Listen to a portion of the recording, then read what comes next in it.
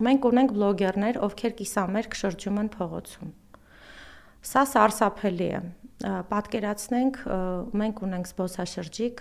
որը քաղաքամար Երևանում շրջում է եւ տեսնում է բլոգերի, որը ջուր է խմում, քայլում է եւ ֆիքսում անչափահաս երեխաների դեմքի արտահայտությունները։ Նախ դու իրավունք չունես դա անելու, անչափահաս երեխային եթերում ցույց տալու։ Երկրորդը, ինչի վրա ես հրճվում։ Այսօր մերկությամբ ոչ ոքի չես զարմացնի։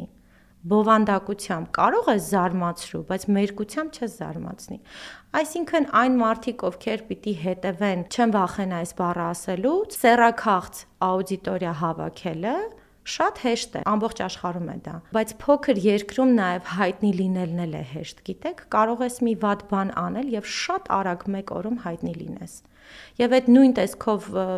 ուրիշ երկրում պտտվելիս քեզ կձերբակալեն անգամ այդ տեսքիդ համար։